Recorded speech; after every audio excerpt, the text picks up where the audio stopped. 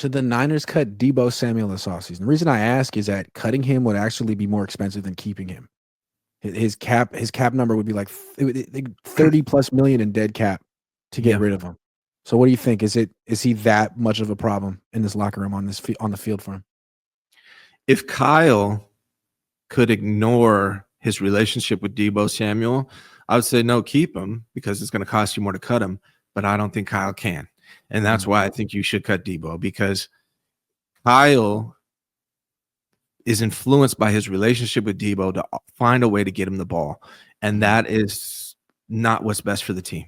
And I don't think Kyle can avoid that with Deebo on the team. And I think he could become I hate using this word. I don't know. I'm trying to find a better word, but a locker room. I'm just going to say problem. Malcontent. Right. Like if he's not getting the ball, I think he could be a malcontent, right, in the locker room. And I think they'd need to just move on and find new leadership. And so Kyle doesn't feel like he has to get Deebo the ball all game. The guy has 32 carries, I think, for 92 yards, 2.9 yards per carry this year, 32 carries. It's just like, dude, stop. Like, he's not the same anymore. And I feel like as long as he's on this team, Kyle is going to feel like he has to get him the ball. So they need to do a little addition by subtraction, even if it costs them a little money. I feel like he needs to go. I think he kind of represents what's wrong with a lot of what's wrong with this culture and locker room. I mean, like, he's supposed to be a captain, but he doesn't really act like it. And he's got this sort of like arrogance about who he is and what the team is that no longer matches who he is and what the team is. Like, I think what we're seeing is the new core of this team is not him.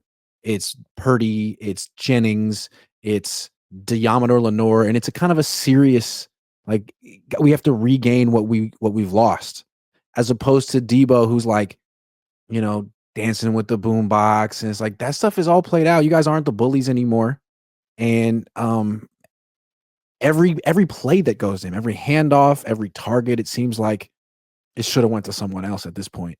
So I know it'll cost the 49ers a huge financial hit.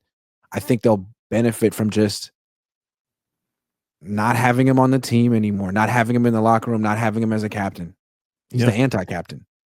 Post June 1st, that's what they need to do. I know before the game, I believe Diamador Lenore and Brock Purdy were the ones that spoke. It wasn't Deebo Samuel. Did they? Here's a question. I don't even know. Did they do the whole boombox thing before this game? I don't know. I haven't seen it in a while. It's just a bad look. I don't think they need to. They did it two games maybe ago. Not because no Trent Williams, right? Maybe you have to have both of them. But I feel like that's just the old Niners. There needs to be a new identity with this team with younger players who are out in the forefront, not him. They did it against the Bills before getting their ass handed to them without Trent. It was Deebo and somebody else. I'm hopefully that they put it into that. But yeah, no, I think they need to move on from Deebo Samuel, if I'm being real. All right. And that being said, though, I do want to say I appreciate Deebo for what he did do for the 49ers. Yeah, I agree. Yeah. He aged like a running back, and maybe he was a running back. He was definitely a unique player. And he's almost 29 years old. There's no shame in being at this part in his career, but I think it's just these are the 49ers, and they were the team really that popularized the phrase, move on a year too early than a year too late. And I can't remember the last time the Niners actually did that. Yeah, agreed.